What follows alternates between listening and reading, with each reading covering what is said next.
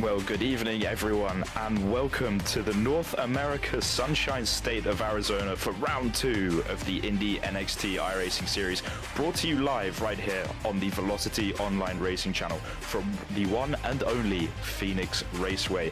This 1 mile oval might look simple on paper, but make no mistake, Phoenix Raceway has a habit of producing absolute drama, tight corners, multiple racing lines, and the ever-present concrete wall waiting for the slightest mistakes means that, well, DNF is never too far away. The grid tonight is jam-packed with hungry drivers all chasing that top step of the podium, hoping to prove they've got what it takes to master this famous oval in the desert.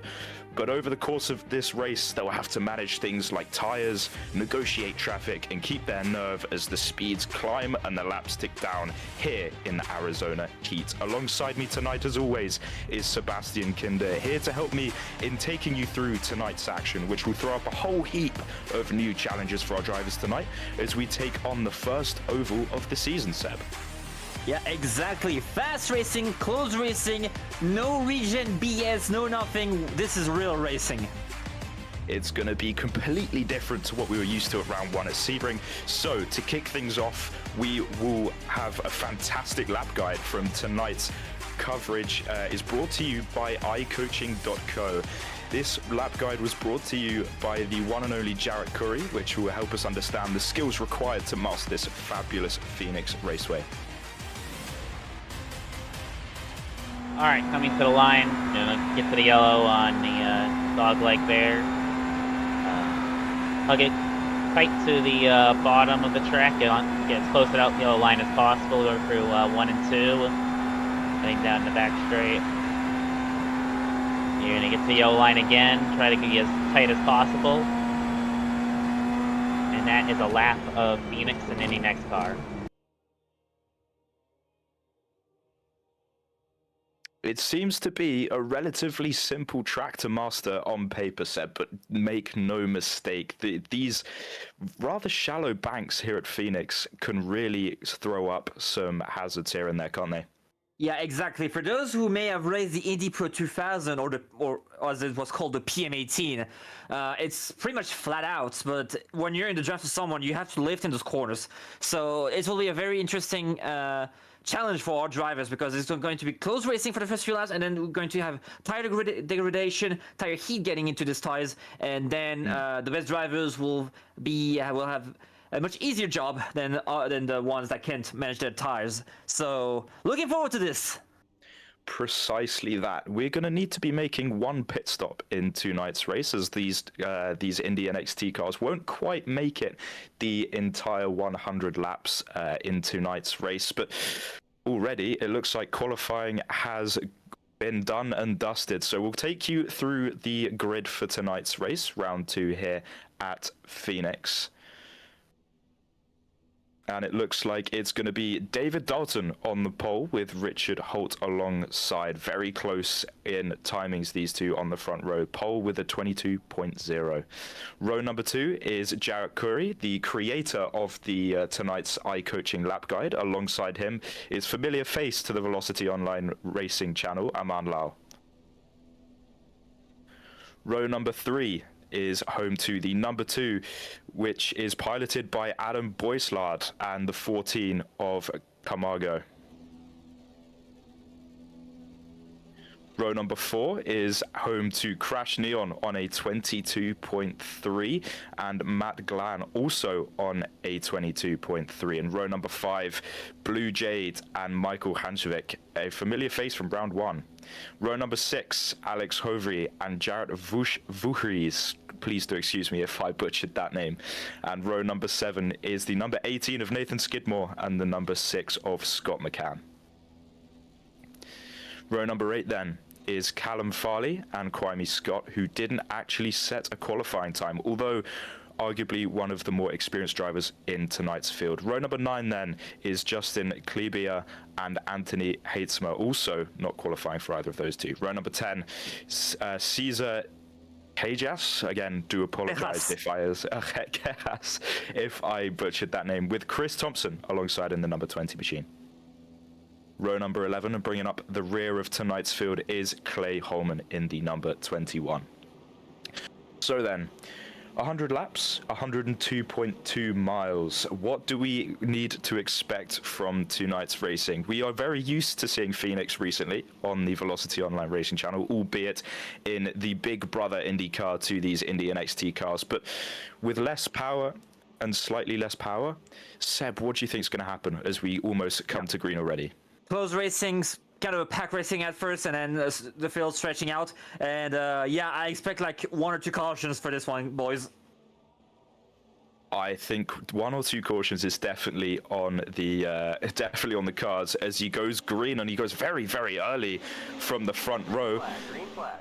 Seems to be caught most of the field off guard, including myself, actually, as the green flag flies in the air. Lap number 1 of 100 is underway here at the Phoenix Raceway, and it looks like we've already got challenges for position for the lead. Watch out for those cold tires. Those tires are still cold, so this car can get quite loose, especially in those last few corners. You got the iCoaching.co car now leading the way. That's Jarrett Curry taking the lead and making his statement early on. We'll see if he can hold the lead for the rest of this one or try to pull away, or will he be caught by the rest of the field?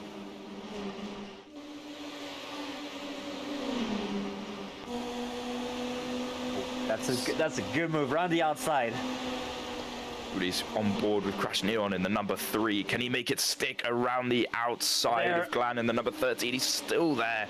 Is he got the overlap just about? It's going to be just about a wing that he's going to have as he goes around the outside. He's going to have to, I think, relinquish the place as we move forward to Aman Lau, who's a familiar face, as I said before, on the Velocity Online Racing channel. He's going to make a challenge on Dalton up into the top 3 positions. He's not hanging about either. He wants to go after that win, and he's definitely going to set his sights after that number 4, who's taken a rather early lead and built a 3/10 gap set. Yeah, so already 3/10 is already pretty good. Have an eye on Naiji Camargo, because he was one of the regular in the Indy Pro 2000 scene. So he knows that car, and that car went a lot to Phoenix. Oh, 3 wide! Oh, 3 wide! Oh, we're not hanging about too much here, are we? Giving each other plenty of space, which is, of course, what we like to see. We don't want to see any... As we've got Farley, actually, in the number 9, trying to challenge around the outside. Can he make that stick? He's going to hold it. It looks like the outside lane can really work. It's Seb. Whoa. Yeah, not do what he did and hit in the wall, but that outside lane in 1 and 2, it can be quite useful. You can get a decent run, and since the track is not too banked, yeah, you can use that outside lane, and it will be pretty good. But also, your tires are going to get warmer quicker, so gotta watch out for that. As I see moving for the lead, actually, between Corey and Holt. Obviously, Kwame Scott. Looking at Kwame Scott on your screen, he's already up 6 places as we now watch back to the battle for the lead. This is Corey in the number 4 leading the way from Holt and Lau behind. These 3 are going to be glued together for the foreseeable, challenging for that lead. And what I quite like about this early on in this race is it's not so much like the big brother Indy cars, the IR18s, where you can really only run one sort of line with less power and slightly less downforce. These guys can really work the outside lines. We're going to challenge for the lead from Holt. He's going to go around the outside of Corey. Can he make it stick? He's going to go to the outside line. He's going to go right up against the wall on the outside. Look at a run he got from the outside, and Corey, he had a very poor run at the exit of 2, so this is what happens when you're side by side for there. Exactly, and here comes Aman Lau. Dalton wants to get in on the action as well, and what looked to be such a promising start for Jarrett Curry is now looking into an early disaster, going down not only from the lead, but potentially losing a place to Aman Lau on the outside line. It looks like that outside line might actually work pretty well here, Seb. Yeah, and look at that pack behind, like they're 2 by 2 behind. That's insane. Welcome to Slipstream City. Look at Kwame Scott in the number 1, already up to 8th place in that Nexus liveried IndyNXT car. He's messing about by no means, and he wants to get to the front as well. We need to keep an eye out on him, because I think he, in the next few laps, will be right up there challenging for some top positions. Insane. Oh, you can easily go through the track. So that means there's a good car. There's a good setup under the Nexus car. Exactly, setup being such a key thing here in the iRacing IndyNXT series, because this is not a fixed setup. So all these guys having to run either setup shops or having to create their own setups. And speaking of that, this coverage, of course, tonight is brought to you by iCoaching.co. One of their cars was actually in the lead of this race very early on, that number 4, Jarrett Curry, who created this beautiful lap guide for us that you saw at the start of tonight's coverage. And iCoaching's high-level setups and personalized coaching programs are built to take your iRating and race consistency to the next level. Get your setups for this series as well as the IndyCar iRacing series by visiting them online at iCoaching.co. That's just iRacing.co, iCoaching.co, sorry, not .com, just to clear that one up. It's a little bit confusing, but I'm sure by the end of this season, everyone will know exactly what I mean as we ride on board with that number 4. It's kind of getting a bit stretched out now. Like tires are going to be a factor. Even though we don't have a lot of if we don't have like more downforce than those Indy cars, there's still a good amount. So you got to get that dirty air, which is even worse for the tires. So we'll see. We'll see over the long run how it goes. Like they look to be clean, so maybe we can have a green flag pit stop, which would be super lovely, Jack. Yeah, it would be interesting to see if we do end up getting a green flag pit stop. So we look at the number 20, they're trying to make a move and make some progress up the field. But as you say, ooh, did he tag the wall there on the exit? You got more side-by-side in the background, but it seems to be that, yeah, everyone's sort of playing a little bit more the long game, sort of trying to make their tires last as long as possible, because going side-by-side and trying to keep the car tighter, that is a beautiful move, actually, from one of our cars back there. But it seems to be these cars. Whoa, that was very close, Seb. Yeah, Scott went for like the slide job move, went down to the inside, went up to the outside, kind of like, or as we call in Europe, the block pass, especially in MotoGP. Yeah, it was something that oval racers are very used to, the slide job. Kwame Scott, I believe, coming from the Coca-Cola NASCAR iRacing series, very used to throwing a few slide jobs here and there, making very good use of his oval knowledge to make more progress up the field. He started, remember, right at the back of the field. He started 16th and already up to 5th with 18 laps down on the clock. So make sure to keep an eye out for him. I know we said it before, but I'm going to say it again. I think this will be... Meanwhile... They're duking it out. This is for the lead of the race between Holt and Lal. They're going to go side by side into turn number 1. This looks like it's going to be something that's going to repeat itself all the way to the checkered flag at the end of tonight's race. And it's really something that these guys need to be careful of, because going side by side here, although it's fantastic for us in the commentary booth and everyone at home, it uses more tires, and these cars are going to be looking at 70 lap stints tonight. So they're definitely going to be on for a much longer stint on these tires than what we might be used to. For example, at Sebring last week. Apologies. Yeah. As we see, just little bit of annoyance from me. Holt having a early 2000s Aero's livery, so doing the cardinal sin of putting an F1 paint scheme on an IndyCar, which is not allowed here, good sir. Well, I saw another Cadillac livery somewhere in our field tonight. It's hopefully redeeming some performance for them after their not so promising start to their Formula One career in the early hours of this morning over in Melbourne. But away from Formula One, we need to focus on tonight's IndyNXT action, of course, which at the moment we are currently riding on board with Jarrett Curry. This is the 2 leaders in front of us, and we'll ride on board with him for a minute here, and we'll try and sort of figure out, based on his driving, what his game plan is. So let's see. He's still in the draft. I wonder if he'll go high here. No, he'll be following Holt and trying. See, he's looking for some clean air. Actually, he's trying to go a bit lower so that there's a bit less dirty air. So this is what you usually have to do on those open wheel cars. Like exactly. And Holt actually made a bit of a mistake going a bit high, and now Corey is right on his rear wing. Yeah, he's right on that gearbox, and actually might be a move here from Jarrett Curry. The small mistake from Holt in the number 7 is going to leave the inside door open.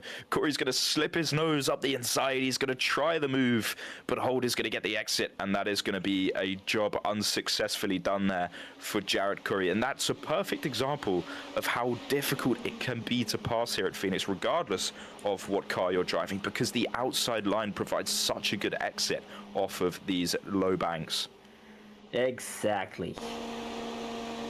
Riding on board here with the number 7, looking back at Jarrett Curry here. We'll see what he decides to do. You see the difference in line, as you said, Seb. Curry running ever so slightly lower, and I wanted to point out as well that through turn number 1, both of these drivers sort of missing the first apex and trying to sort of get the second apex and get the exit towards the other end of the circuit. And you see actually Curry there diving to the inside as we got more action. It's the number 6, that's McCann. Yeah. Kind of like a tight pack for there. It's going to be more close racing here, sort of towards the middle. This is the back end of the top 10. That's the number 6, McCann, fighting with Hansvik and Hovey behind. This is a very, very close battle, actually. McCann is going to try the over and under, the switchback move. He's got the exit, but he actually thinks better of it, Seb. He's gonna use the draft and maybe try and save a little bit of fuel. I don't know if... is he in the wall there? I think he didn't like the run he had, the exit of 2, and probably the position he had. That's why he kind of backed off. Maybe didn't want to dive on, but here a bit too wide, and he got into the marbles. And then at this point, you're trying to turn and turn and turn and turn, and like, oh, it's so close.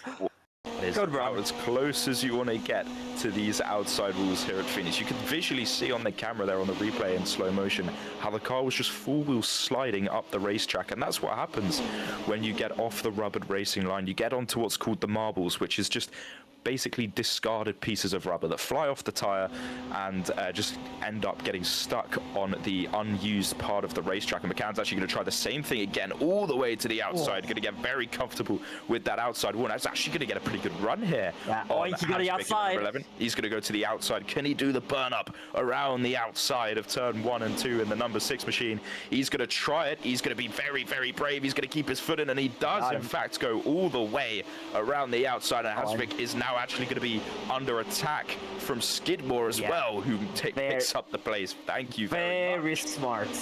Very smart. He sees he got slower because he got overtaken. Bam! He took the opportunity right away. That's how you do it. That is another battle. Exactly, that is fantastic racecraft there from Skidmore. Seeing the gap open up and seeing drivers get too involved with themselves as we now ride aboard the Crash Neon. This is Kwame Scott in front. Now, if I was Crash Neon here, I would see that it's quite an experienced oval iRacer in front of me. I probably would not try and hold him up a little bit too much and focus more on tucking into that slipstream, sticking to the rear gearbox of that number 1 car and trying to catch the top 4 in front, because no doubt Kwame Scott is on a mission to the front of this pack. Yeah, and also like stay behind him, try to learn from him, and also if he's the fastest, just hang on the slipstream and then just wait until he brought you to the top 3, and you're like, oh yeah, now I have a good shot now. Something that he might need to keep in mind, and something that I've just noticed as well. Look at our leader, Aman Lal. He's about a second out in front now. 9/10 will round it up to a second, though. Aman Lal is out in front. Kwame Scott, he must be thinking about that, or at least keeping tabs on it out in front, because no doubt he's going to be shooting for the win as well tonight. And maybe a little bit of, not frustration, but the pressure's sort of coming on now as Lal's built a second gap to Holt behind in the number 7. That's going to be a pure pace battle that Scott's going to need to overcome to get the win in this one. The only advantage that he has at the moment, or the silver lining to the cloud, is that he still has the use of slipstream, which Aman Lal does not. Exactly, yeah, because look at this swing at the rear. It's a big wing. It's large, it's chunky, so it's creating a lot of drag. So that means the slipstream is actually goes very far. As you see, Corey is getting impatient behind the Holt. Yeah, he's crawling all over the rear gearbox and rear wing, and that very fat rear wing of of Holt in front, and he's going to be sick of seeing that name on that rear wing and that number 7. He's going to look to the inside once again. This is very reminiscent of about 10 laps ago, and watch this exit from the number 7. Just cannot compete. You need to really engineer your overtakes here, it looks like, Seb.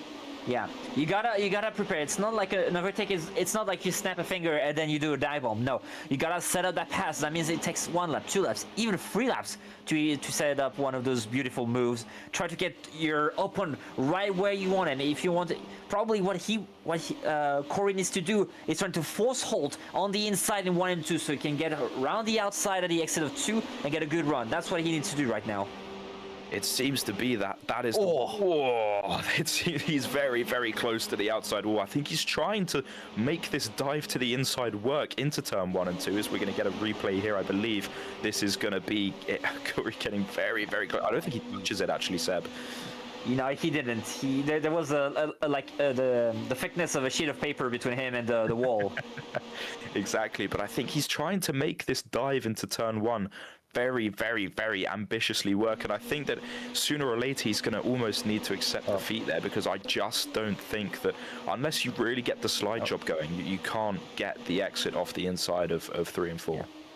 Yeah, this is why I said I don't think the inside is the move for him. He has to go on the outside to make the move on, as we see Naiji Camargo on Boislard.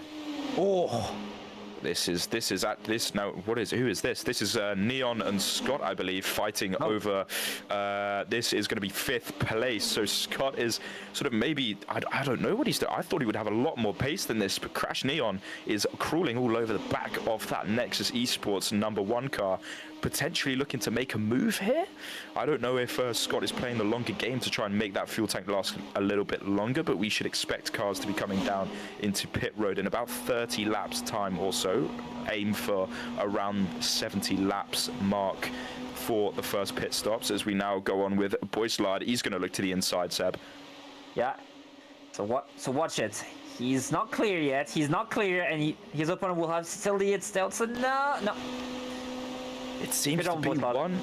It seems to be that one is better on the entry and the other is always better on the exit. And the way that you have to race this almost reminds me of Indianapolis, the famous Brickyard, of the way you have to set up these moves. You have to do it so far in advance. You have to be so calculated. It is almost like a chess match out there. It is. Welcome to open wheel racing on ovals. You not only you need big courage, you also need some brains also to figure out the pass, as we see another round. Yeah, this is another dive to the inside. It's not going to work. This is Crash Neon. He's actually lost the place now to Boislard, but he's trying to get that place back, and it almost seemed like a desperate, instant reply dive move to the inside. And we'll get a replay here of how that move actually took place. It's going to be into turn 4. I get confused with the corners here. Yeah, that's 3 to 4 here.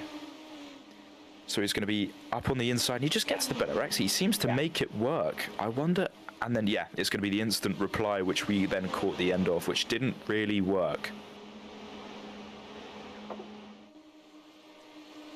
And right now I'm wondering, like, for any of these guys behind, should you, in like a few laps, actually pit earlier, get that undercut, trying to do something, because lol, he's a whole second in front of them, and they keep fighting, and Corey just tries the inside another time, Jack.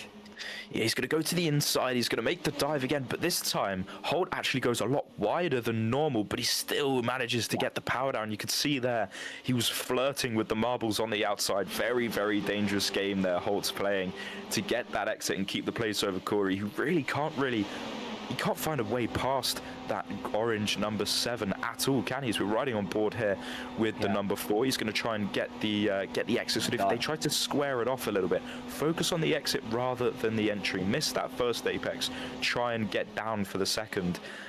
But he's not making much progress, and all this is doing is giving Aman Lal a lovely 1 second buffer to chill out and do whatever he needs to do to get to the end of this one.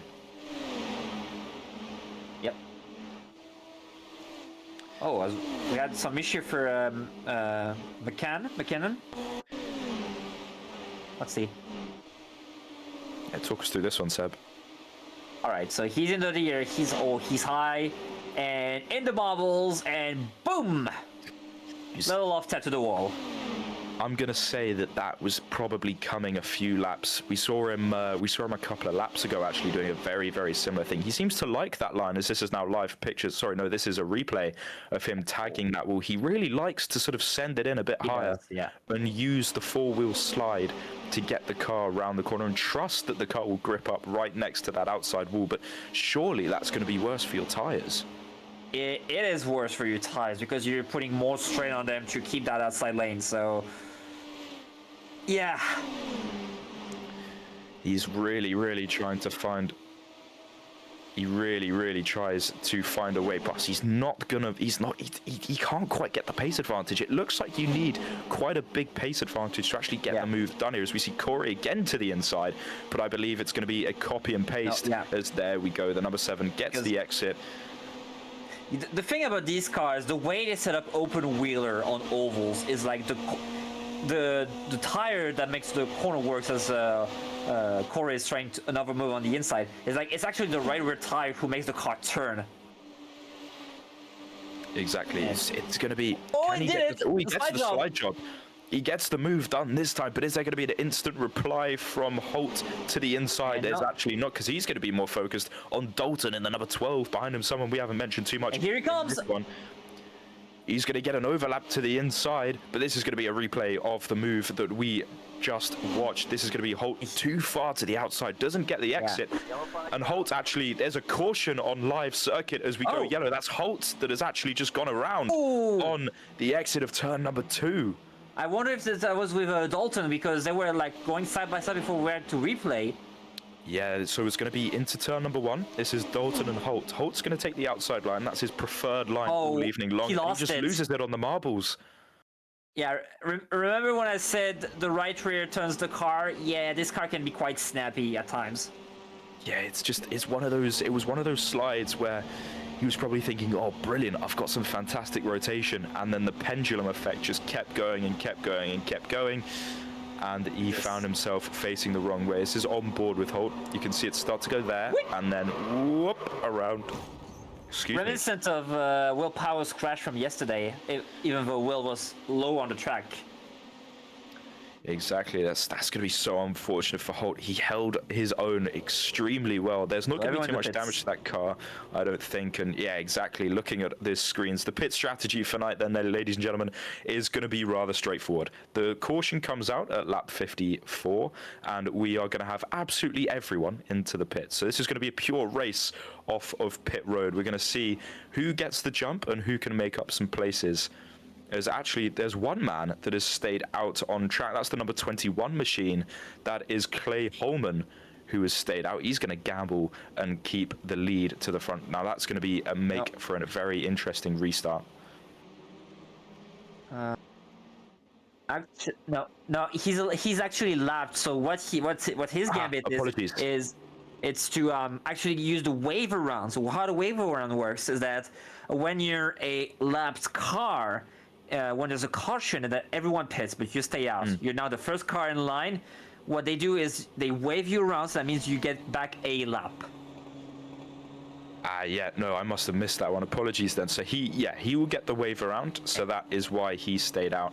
I did question the strategy of not pitting, but you know, sometimes these single-seater oval Indy-esque drivers surprise me with these fantastic strategies that they come up with. Some that I've seen recently have truly been quite mind-boggling. Yeah, shocking pit stop for Emanuel, because he was first, and probably that caution that he didn't really like there being caution, because now he's down in third. So good job on Dalton and Corey for the as we see all the aggressive weaving. Yeah, you need to get those tires warmed up. I think inevitably, though, his pit stop would have always been a tiny bit longer because he didn't have that beneficial of the slipstream effect that everyone else behind him sort of did, because he is led from so early on. But it is the iCoaching.co car of Jarrett Curry that will lead us to the green flag for the second time tonight. Hopefully, he can do amends of the first restart, and keep the lead as we come to the green flag. 44 to go here at Phoenix, and he's hit the loud pedal. He's off. He's caught Dalton lapping along with Aman Lal, and he's going to get a fantastic launch. Look at that, Seb. It's about 5 lengths that he's got over the rest of the field. Great launch, as we see Lal being under threat by Boslad. Yeah, Boslad is making a move on Aman Lal. He's rushing up. Very, very good racing there, and spatial awareness for both drivers not to bring out another caution. We nearly had a classic example of precautions there, but Aman Lal drops to 4th place. The bad evening goes a little bit worse for that number 5 car, losing the place to Boslad here with 42 to go. Now we'll see, because he hasn't been in the dirty air for a race, so now let's see how he handled that. But he needs to stay cool, because he still has the car, and look at this down the inside. Look at that. That's the first time we've actually seen a driver on the inside of 1 and 2 actually make that exit work. He's perfectly made that move, I think, and Scott is going to take advantage of Boslad at being slow to the stripe there, and he's going to go around the outside of turns 1 and 2. You would expect him to pick up that place, and he does. So it's going to be Scott versus Lowe here for the final spot on the podium. I think this is going to develop to be quite a fantastic battle, but look at the lead that Corey has built up already. 0.8 of a second when we've only been green for about 4 laps. That's insane. I don't know what happened with Dalton there, but like, he's far. I mean, the start. Oh, and here he comes. He's getting stacked up. This is going to be Aman Lal to the inside. Can Kwame Scott follow him to the inside? Yes, he can. So it's going to be -2 for Dalton in the number 12. That's not going to be ideal for him. He's going to want to fight back onto Kwame Scott. Will we see an insta return? We will. To the inside goes Dalton on Kwame Scott. He's saying, Mr. E NASCAR, you can't get away with it that lightly. I want to have a stab. I want to get this podium back. Riding on board with the number 1. He's going to get the run on Aman Lal. This is fantastic. Except this is amazing racing for the top spots in this iRacing IndyNXT series. Meanwhile, our iCoaching.co car is scampering off into the distance, and Kwame Scott makes the move on Aman Lal. Aman Lal is going to fight this one back, though. They're going to go side by side again into the final corner. Towards the stripe we go, the over and under. Wow. My goodness. Crossover over crossover. I can do this all day. This is going to be fantastic. These guys need to watch their tires there. They don't want to cook their tires this early on. We still got 37 laps to go, don't remember. That's almost a quarter race distance. They still need to make these Firestones last a rather long time, and doing all this crisscross and doing all these over-unders is only going to wear that rear right tire more, as we see already drivers snagging the outside wall there as we come across to start with 36 to go. This is the middle of the pack, so this is going to be the battle for 9th between McCann, Hansuik and Camargo, and this is going to be all over the place. This is a real hornet's nest, Seb. Yeah, it was a slight mistake and you're done, so you gotta watch out. Like, and not just like down you're in the wall, down like you lose 2 or 3 position, because the freight train effect is actually insane. As I see on the timing scoring, Scotty Wise is right on Corey's rear wing, so expect Hovey there tagging the outside wall as Anthony Heitzmer tries to get past. Heitzmer is another familiar face to the Velocity Online Racing channel, racing in the VOR series, and we're riding on board with Hovey here. We're going to see that yellow Heitzmer piloted car, that number 10. He's going to wash up and do the slide job, and Hovey's just going to tag that wall. He's very lucky there not to pick up wheel damage. Yeah, if this is no wheel damage, I'm going to file a complaint to iRacing, because with me, that would have 100% been 1. Oh, me and you both. Me and you both. This is Kwame Scott. We go away from him for 2 seconds, and he's taken the lead. Corey has dropped to 3rd, and Aman Lal is hot on the heels of the Nexus eSports driver. This is going to be a replay of how he got the lead, and it's going to be a very defensive move from Jarrett, and he's going to go to the inside is Kwame Scott, and he's not going to quite find, so it's not going to be here that he makes the move, but it's going to be the exit, because Corey is going to have compromised the exit. He's going to be very defensive in the iCoaching.co car, and it's going to be a simple burn up around the outside for Scott. Look at this. Yep. And then Aman Lal is going to follow him through. Yeah. Yeah, very smart from Bioman, and look at this, he does the crossover, because he'll, down the inside there, and he'll do the slide job. It seems to be that Aman is the only driver that can actually make that inside into turn 1 work, and we're going to see another battle. This is another replay, sorry, for the lead. We're going to see Aman Lal go to the outside this time instead of the inside. He's going to try the over-under on Mr. Kwame Scott. Will he make it work into turn number 4? He's going to dive to the inside. Ballsy. That's a big statement there from the Velocity, the Altena Autosport pink machine to the inside. He's going to hold the inside, and can he actually make this one work? He's clear at this moment in time, but only Bring up. Oh, it's going to be another crossover, Seb. Yeah. Scott timed this beautifully because a second later he would have been forced to lift. So good job on him.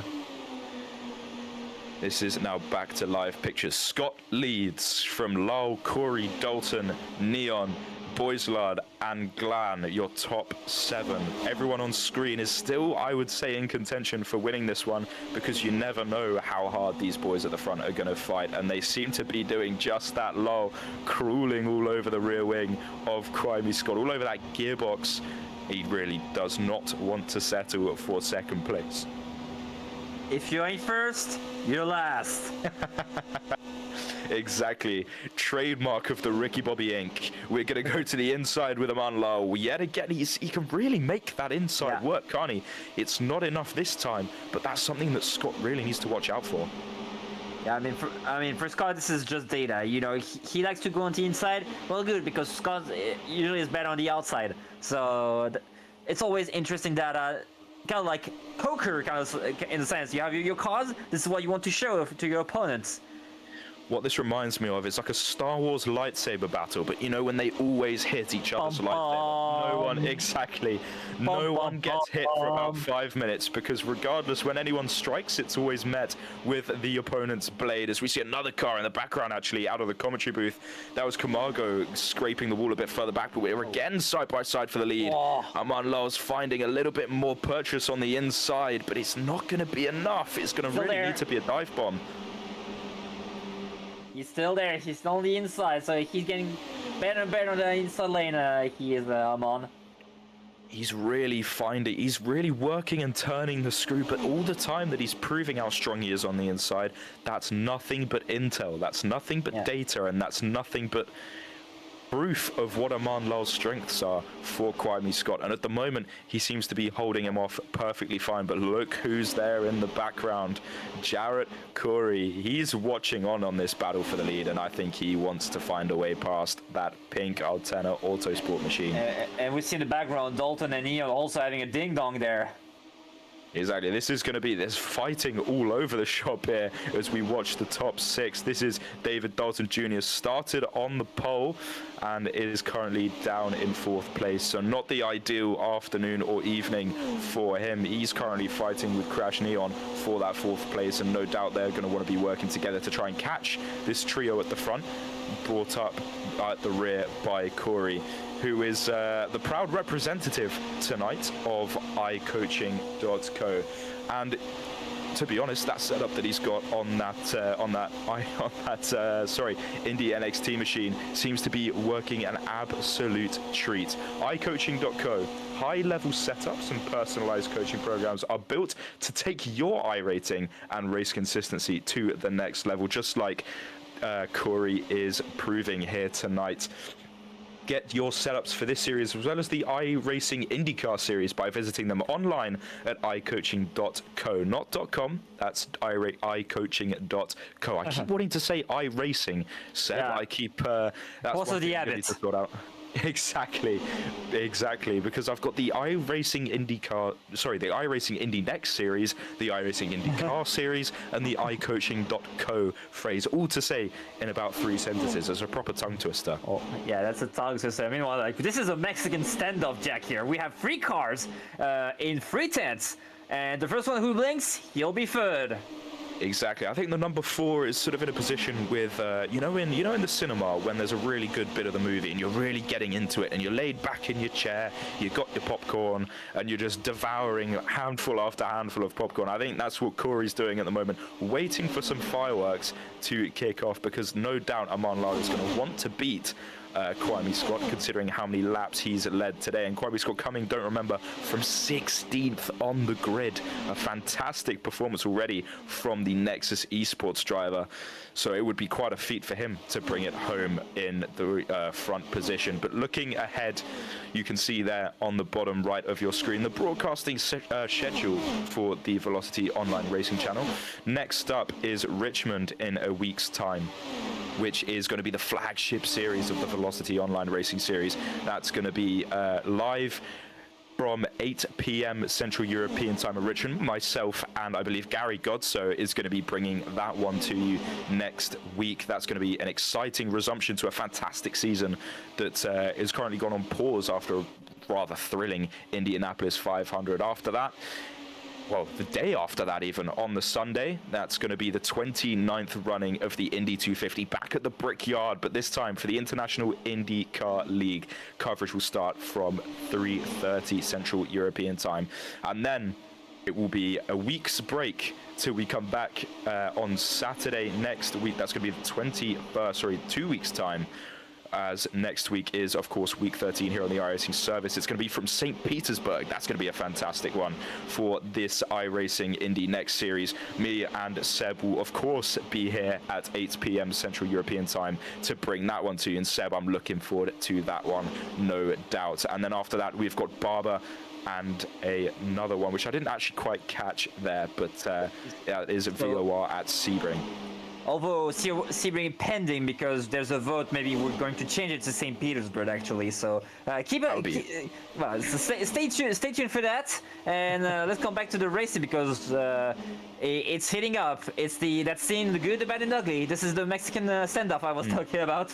This is one of many Mexican standoffs that's taking place at the moment. This is Anthony Heitzma, who is currently 7th, fighting with Glan in the number 13. It's very similar to what we're seeing at the front of the field. One driver picking the high line, the other picking the low line, and sort of just doing switchbacks, just doing over and unders on each other and trying to make as much progress as they can. But Heitzma is having a very respectable evening, as you saw there. Started 18th.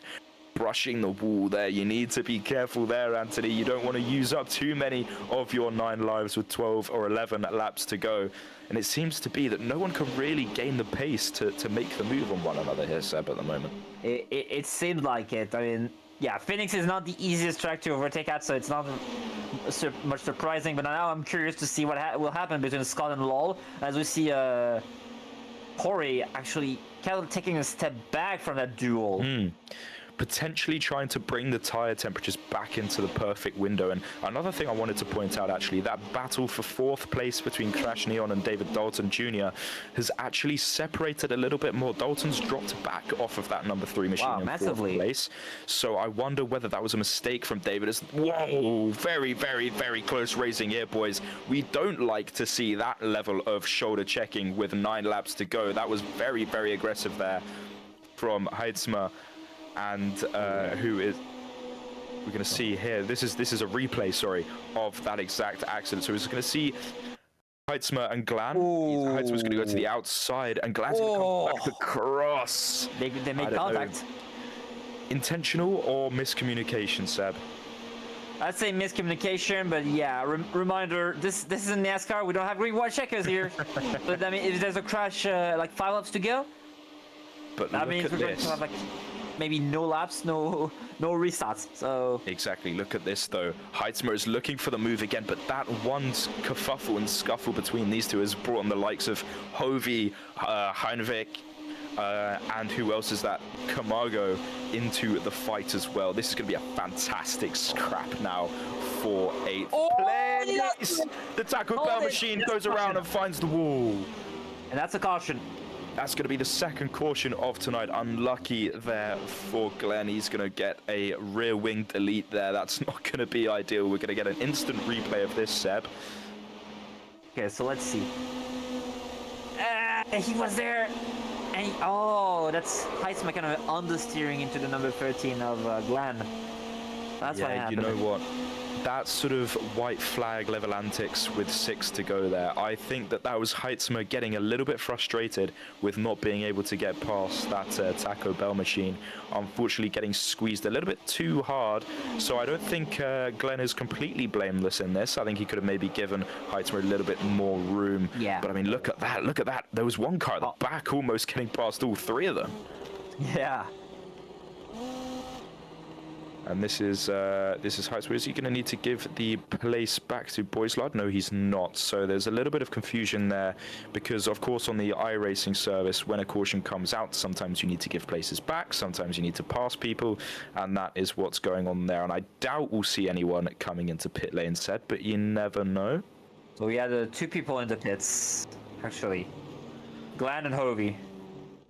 Okay, so Glenn obviously for that. Oh, we got a few guys in here as well. Yeah. I think that's Heinesvik is in the pits as well, I believe, in the number 9. No, that's not. That's my mistake. That's me getting mixed up with white liveries. That's Farley that is in the pits in the number 9. So that is, yeah, everyone from 15th or so on back is making the gamble for a fresh set of Firestones, and that could be very interesting. Well then, we get a little bit of breath of fresh air with 5 to go here, and we can cast our thoughts to the closing 5 laps of this race. We've got an NASCAR Coca-Cola iRacing Series driver leading the way at the moment, with the likes of Aman Lal, the Altena Autosport driver, very familiar with the world of IndyCar, hot on his heels. We might have a very fantastic and interesting and exhilarating fight for the win with, I think it's going to be about 3-lap dash. Pace car is in this lap, Jack. So 3-lap dash. I still think it's in Scott's advantage. If he nails the restart, he pretty much has this race won. Pace car, exactly. In this lap, we're riding on board with the pace car. Peels to the inside. It's going to be Quimey Scott that takes us to the green flag with 3 to go. It's going to be 3 miles to decide the winner of round 2 of the iRacing IndyNXT Championship. Quimey Scott is going to leave it a little bit later than Corey has done in previous restarts. Aman Lowe is opening up the final corner. He's going to try and get a jump, but it's going to be interesting to see when Quimey Scott pulls the trigger. It's going to be out of the final corner. There it is. We're on the way. Look at Corey, though, right over the back of Aman Lal. Oh, I think they're wrecking by the back. We got a wreck in the background. Yeah, that's and we go straight back under caution. And that's the race. I don't think we can go green again. There, Seb. We were robbed there of a fantastic Grand Slam finish. Oh, the disappointment. Oh, that sucks. That sucks. Yeah, exactly. We'll get a replay of how that unfolded, though. I would imagine it would be a classic safety car restart of a little bit of accordion effect and checkups of people trying to go a little bit too early.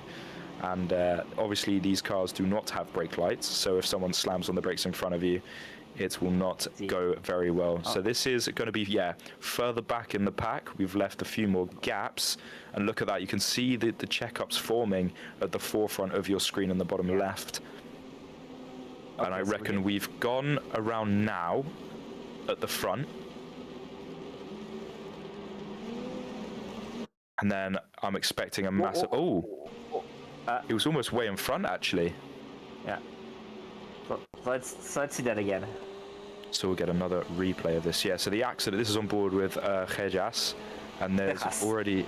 My bad, I need to sort out my pronunciation, Seb. Whenever time we ride on board with Caesar, I'll get you to do the name pronunciation. Cejas.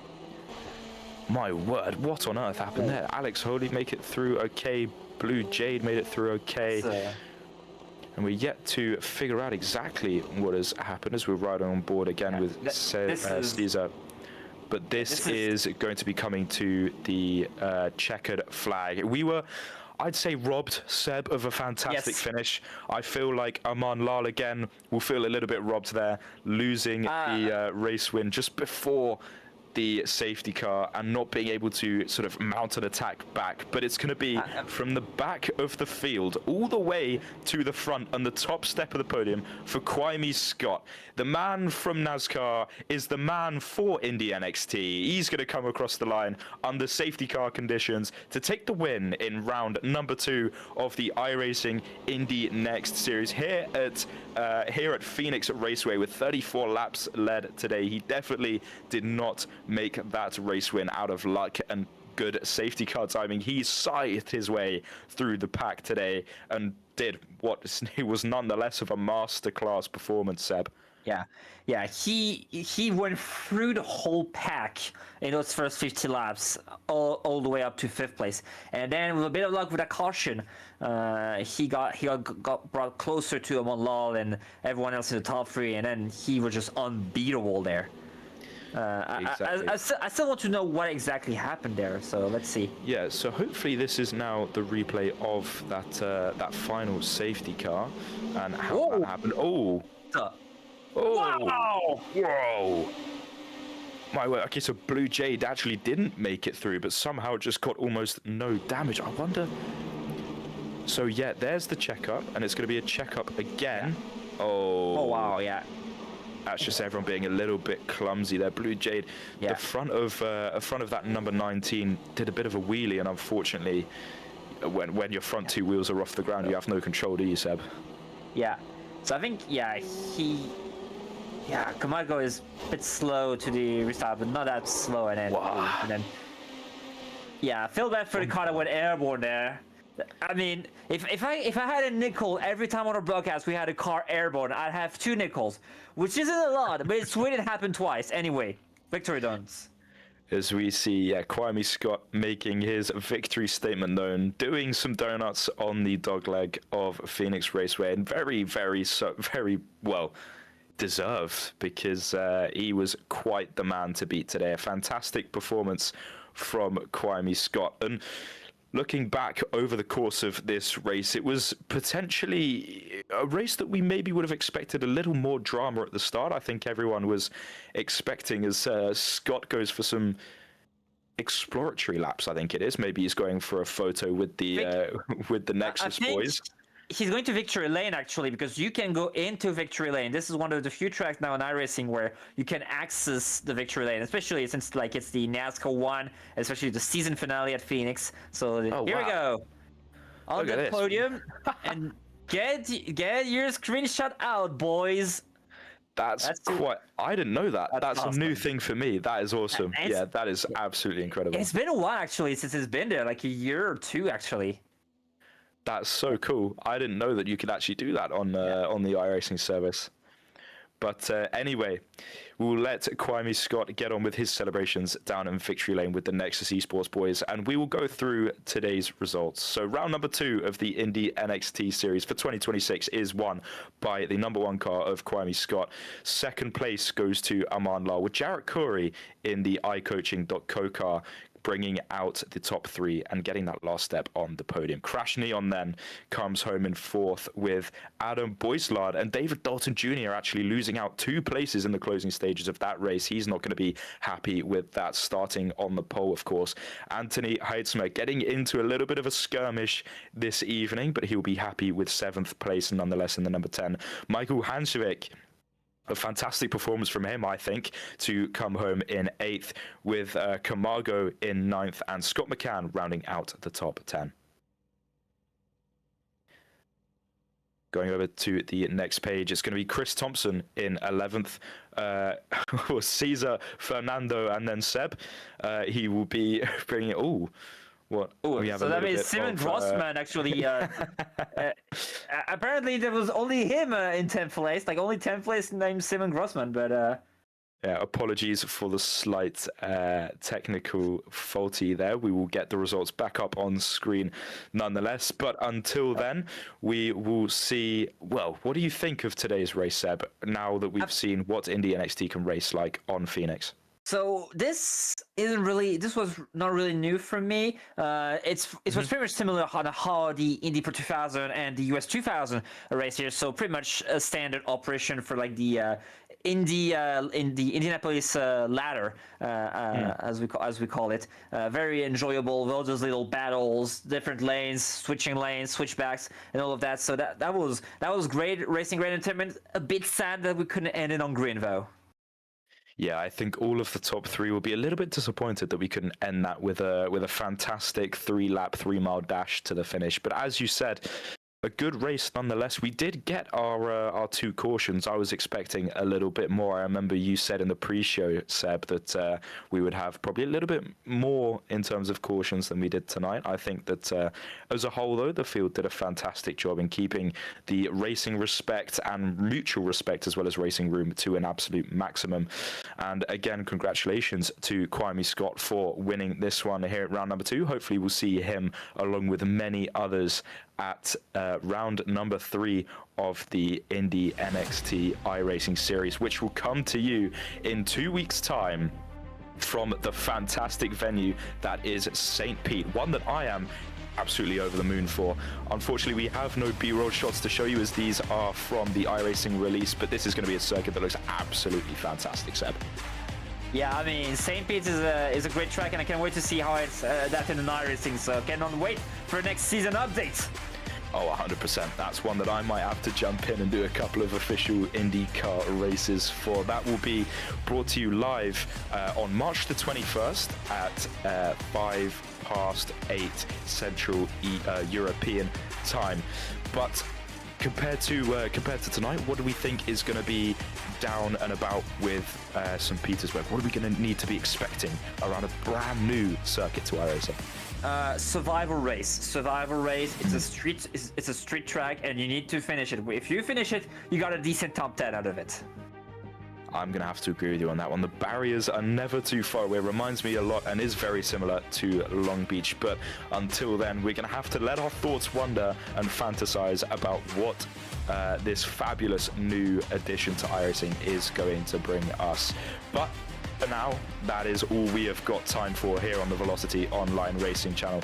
It has been a fantastic privilege to bring the coverage to you tonight from me, myself, and Seb, and as well as the man and the absolute general, Julian Altena, on the board behind the scenes tonight, getting all the replays and fantastic graphics up on screen for you.